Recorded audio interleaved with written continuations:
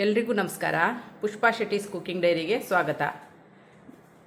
ನಾನಿವತ್ತು ಒಂದು ಸ್ಪೆಷಲ್ ಆಗಿ ಸಾಬುದಾನ ಉಪ್ಪಿಟ್ಟನ್ನು ಮಾಡೋಣ ಅಂತಿದ್ದೀನಿ. ಈ 1 ಲೋಟ ಸಾಬುದಾನ ತೊಗೊಂಡಿದ್ದೀನಿ. ಇದಕ್ಕೆ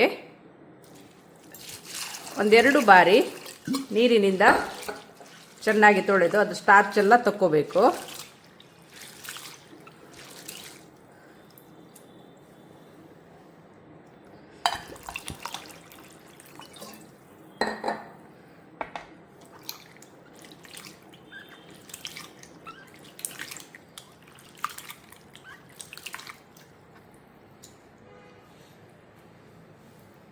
ಅದಕ್ಕೆ 3/4 ಲೋಟ ಆಗುವಷ್ಟು ನೀರನ್ನು ಹಾಕಿಡ್ತಾ ಇದ್ದೀನಿ.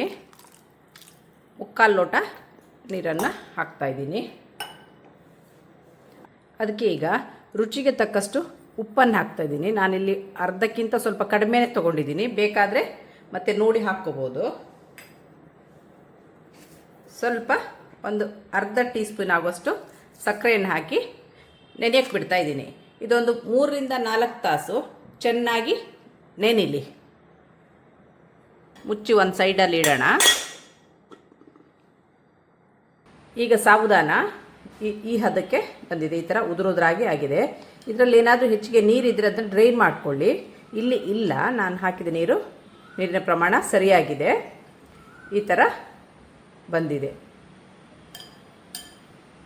ಈ ಥರ ಉದುರಾಗಿ ಆಗಿದೆ.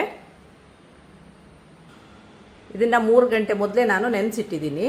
ಉದುರಾಗಿ ತುಂಬ ಚೆನ್ನಾಗಿ ನೆನೆದಿದೆ. ಇದರಲ್ಲಿ ಯಾವುದೇ ನೀರಿನ ಪಸೆ ಇಲ್ಲ.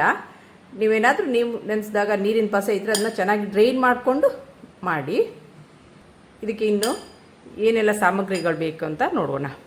ನಾನಿಲ್ಲಿ ಇದಕ್ಕೆ 2 ಟೇಬಲ್ ಸ್ಪೂನ್ ಆಗೋಷ್ಟು ಎಣ್ಣೆ, ಅರ್ಧ ಟೀ ಸ್ಪೂನ್ ಜೀರಿಗೆ, 3 ಹಸಿಮೆಣಸಿನ ಸ್ಟಿಕ್ ಮಾಡಿ ಇಟ್ಕೊಂಡಿದ್ದೀನಿ. ನೀವು ಖಾರಕ್ಕೆ ಬೇಕಾದರೆ ಹೆಚ್ಚಿಗೆನೂ ತೊಗೋಬೋದು, ಕಡಿಮೆನೂ ತೊಗೋಬೋದು.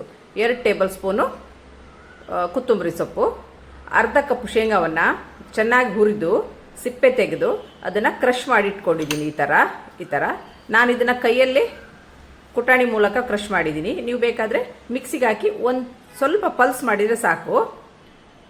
ಮತ್ತು 1 ಆಲೂಗಡ್ಡೆನ ಬೇಯಿಸಿ ಇದನ್ನು ಚೆನ್ನಾಗಿ ಕ್ಯೂಬ್ಸ್ ಮಾಡಿ ಇಟ್ಕೊಂಡಿದ್ದೀನಿ. ಈ ಥರ ಕಟ್ ಮಾಡಿ ಇಟ್ಕೊಂಡಿದ್ದೀನಿ.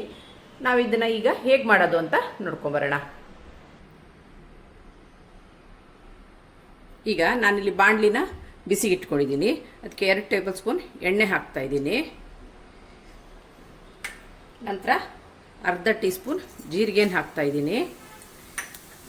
ಜೀರಿಗೆ ಸ್ವಲ್ಪ ಸಿಡಿದ ನಂತರ ಹಸಿರು ಮೆಣಸನ್ನ ಹಾಕ್ತಾಯಿದ್ದೀನಿ.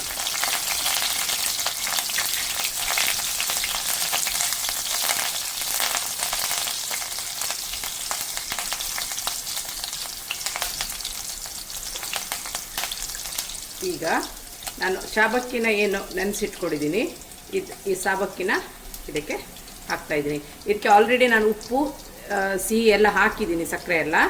ಆದ್ದರಿಂದ ಈಗ ಹಾಕೋ ಅವಶ್ಯಕತೆ ಇಲ್ಲ. ಅದು ಆವಾಗಲೇ ಹಾಕಿಟ್ರೆ ಚೆನ್ನಾಗಿ ಸಾಬಕ್ಕಿ ಉಪ್ಪನ್ನೆಲ್ಲ ಎಳ್ಕೊಂಡಿರುತ್ತೆ. ಈಗ ಇದನ್ನು ಹಾಕೋಣ.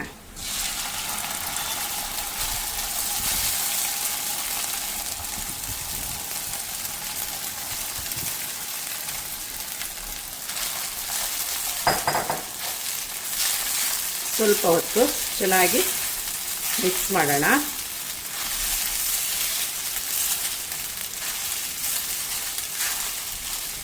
ಫ್ಲೇಮ್ ಸ್ಲೋವಲ್ಲಿ ಇರಲಿ, ಹೈ ಫ್ಲೇಮ್ ಬೇಡ.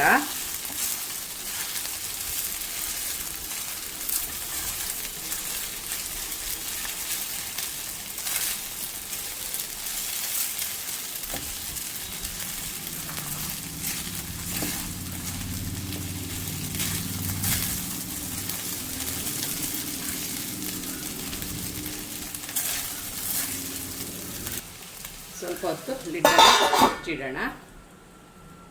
ಫ್ಲೇಮ್ ಹೈ ಬೇಡ, ಲೋ ಅಲ್ಲೇ ಇರಲಿ. ಈಗ ತೆಗೆದು ಇದನ್ನು ಇನ್ನೊಂದು ಸಾರಿ ಮಗ್ಚೋಣ.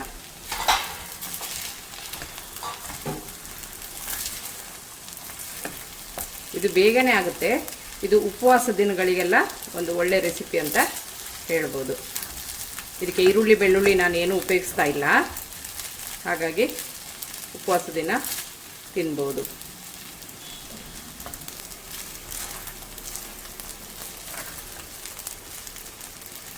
ಸಿಂಪಲ್ ಆ್ಯಂಡ್ ಈಸಿ ರೆಸಿಪಿ ಇದು.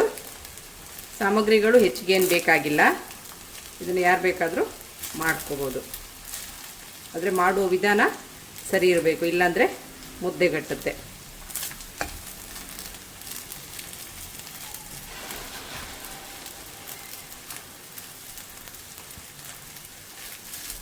ಈಗ ಸಾಬುದಾನ ಆಲ್ಮೋಸ್ಟ್ ಆಗಿದೆ.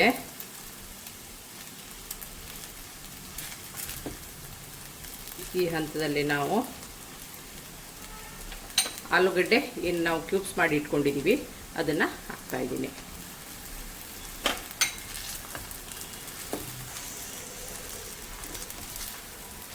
ಇದನ್ನು 1 ನಿಮಿಷ ಮುಚ್ಚಿಡೋಣ.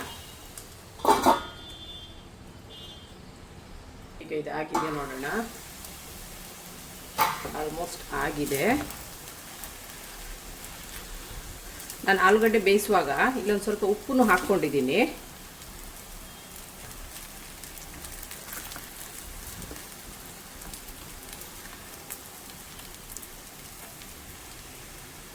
ಇದಕ್ಕೆ ನಾವು ಏನು ಶೇಂಗಾವನ್ನು ಹುರಿದು ಪುಡಿ ಮಾಡಿ ಇಟ್ಕೊಂಡಿದ್ದೀವಿ ಅದನ್ನು ಈಗ ನಾನು ಇದಕ್ಕೆ ಹಾಕ್ತಾಯಿದ್ದೀನಿ.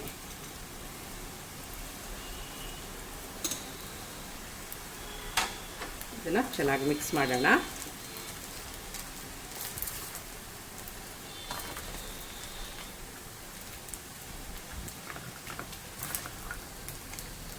ಈಗ ಮೇಲಿಂದ ಕೊತ್ತಂಬರಿ ಸೊಪ್ಪನ್ನು ಉದುರಿಸೋಣ. ಈಗ ರುಚಿಯಾದ ಸಾಬುದಾನ ಉಪ್ಪಿಟ್ಟು ಸವಿಯಲು ಸಿದ್ಧವಾಗಿದೆ. ಇದು ಈಸಿ ಆ್ಯಂಡ್ ಕ್ವಿಕ್ಕಾಗಿ ಮಾಡುವಂಥ ಒಂದು ಒಳ್ಳೆ ರೆಸಿಪಿ ಅಂತಲೇ ಹೇಳ್ಬೋದು.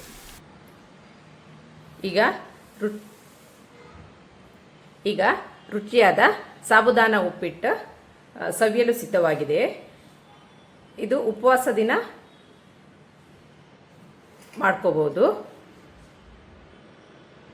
ನಿಮಗೆ ನನ್ನ ಈ ರೆಸಿಪಿ ಇಷ್ಟವಾದಲ್ಲಿ ಪುಷ್ಪಾ ಶೆಟ್ಟೀಸ್ ಕುಕಿಂಗ್ ಡೈರಿ ಇದಕ್ಕೆ ಒಂದು ಲೈಕ್ ಕೊಡಿ, ಶೇರ್ ಮಾಡಿ, ಕಮೆಂಟ್ ಮಾಡಿ.